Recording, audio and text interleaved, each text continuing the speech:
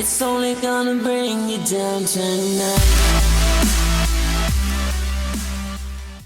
Yo, JD here, Toolimus, and as you can see by today's video here today, this is going to be my first video in the series of my F1 tips, which I hope is going to be a very long series which will cover a lot of things. And for today's episode, we're going to be talking about how I actually learned playing F1 games around the racing line, which I think was a really important thing. I think something that you can definitely go quicker with if you actually do learn without it. So I'm just going to talk about how I actually transitioned into learning that, my experience with it, and just my best advice for it. And for this series, if you do enjoy it, then please leave a like, because I'm going to plan to do many more things. So not just the racing line, traction off, ABS off, manual gears, track tutorials, and even corner specific videos as well. So there's so many things I can talk about with this series, and I'm going to continue it on to F1 2016 as well, which will be really exciting for me. So here today, we're at Silverstone, and I'm just going to go through my references for the lap. I know I do it on my hot lap videos, but just a little bit more detail of exactly how I think when I'm actually doing a lap round here, how I actually learned it, and just my general advice of how I learned it and why I think you should learn it as well, to be honest. So let's get into it. Let's put on the setup and let's go.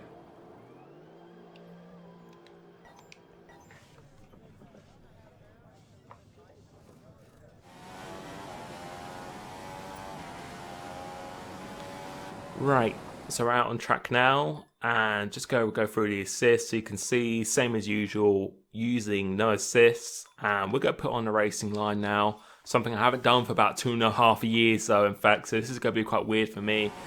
And yeah, this brings me back to the old days now. When I first started playing F1 games, I didn't play 2010, I played 2011, and I used racing line for that entire game. Because I just wasn't used to it. The games I played before, I never really got into gaming that much before I actually played F1 2011. I only joined halfway through 2011 as well, towards the end, so I wasn't even that much of an early star for it as well. But yeah, I was just really dependable on it. If I just take Vettel here, if I don't crash, shit, great. Yeah, so yeah, I was really dependable on it, and it took me a long time really to get used to it. It does take time, and that's why I know people are a bit hesitant to actually do it, because you're going to have to sacrifice a little bit of speed at the beginning in order to get used to it. But trust me, over about a couple of weeks, I'd say, you'd be matching the same speed, if not actually going faster. And I think you can go faster, because for me, using this here now, even though I can understand for a casual player who doesn't play it that often, and you don't know the tracks in real life, or you haven't played the previous games as well, as we get a penalty for that, which is great. You know, it's a good safety net to have. Like through high sweeping corners like this, that even caught me out there, because it's just not where I normally turn. It's quite good, but I think for the heavy braking zones, it's not exactly accurate of where you want to do it. And for me, when I first started, it did take me a long time, but how I learned it is just simply being honest with you. I just turned it off completely, and I just played sprint mode, and I just grinded it until I actually got it. And over time, when you're playing with better players and stuff as well, that is the best way to do it. There is no secret formula to do it. The best way to do it is just to turn it off. Go in time trial if you don't want to race against anyone online or anything. Just go in time trial. That's a good way to do it, and then further get more confident to actually carry over into online race, and then over time you'll just gain more confidence. And that is the thing with this game, is just sort of playing these games, it is literally just confidence. The more confidence you have, the better you go play. And so we're going to do a lap here. I think we've done a 33.0 so far, so we'll see what we could do at the end of this lap. But using these points, these are just more distracting for me. These aren't, like, the turning points are just not accurate, like, for me at all. And that's why I think you should benefit if you don't use it, because A, it will make the game more enjoyable. It'll feel a lot more satisfying when you do look it up, and most importantly, I think you'll actually go faster. Great. I think you'll actually go faster having off, because you'll be able to drive with your own style, so you'll be able to use your own lines that you feel works for you, rather than just being like locked into what a programmer's put in for what the correct lines are, which are good, they're accurate, but I don't think you'll be able to get your maximum potential of what you could do about it. So go into here, I'm going to break where this does, and we're like overshooting it a bit. That's not, it's not a bad corner, but we are not optimally actually hitting it at the moment. So, and with this as well, when it turns red, it like fades into red. It's not a direct, it doesn't exactly cut off like exactly, if you know what I mean. That before it goes red, it's just a kind of melts into it. So we're down 31-1, and we're going to turn this off now.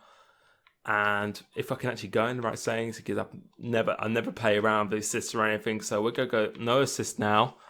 And on this lap, I'm gonna be talking about. I'm literally just gonna say where I'm gonna be braking exactly. Like just try and talk as I'm playing at the same time. Exactly what I'm thinking while I'm playing it. So hopefully I can do this. So if we turn this off,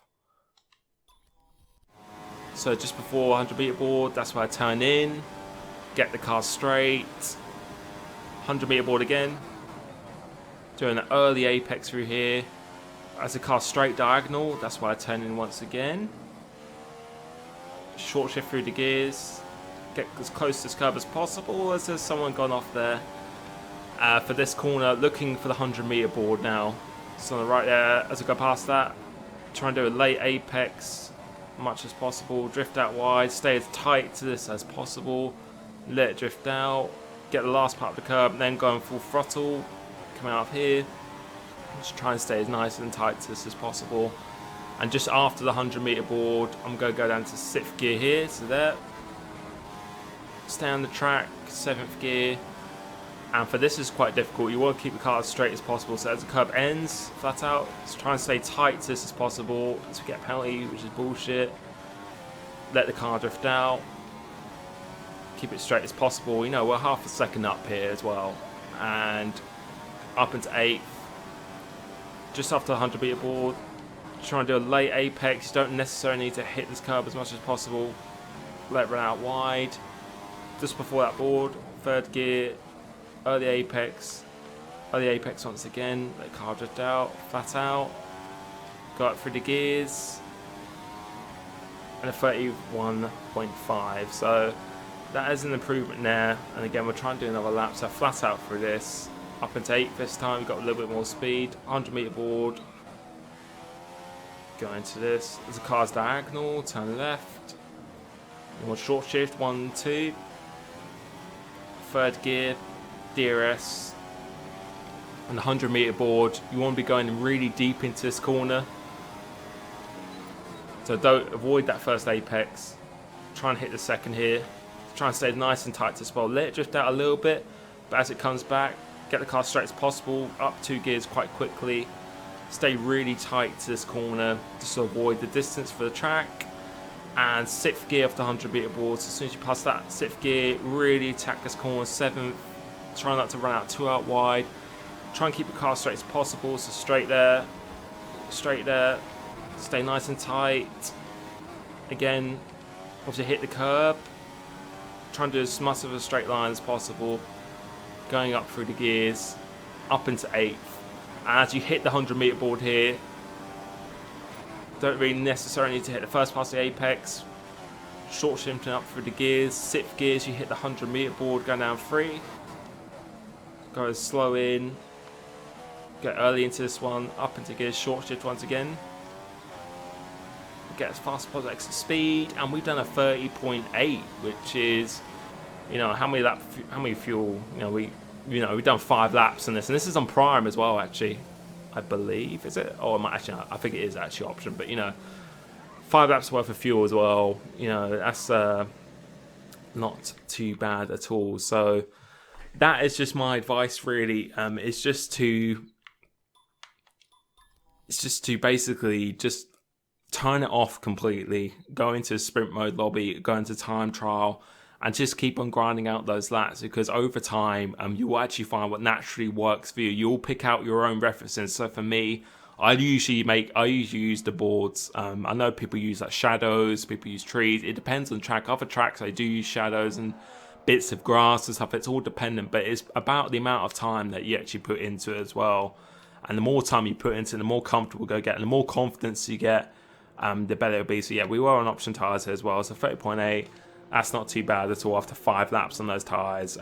Not too bad at all. So if you did enjoy this video, then please leave a like. Next video will probably be on no traction control, and I'll probably be doing F1 2013 because this game you actually go faster with traction. So 2013 will be the next video.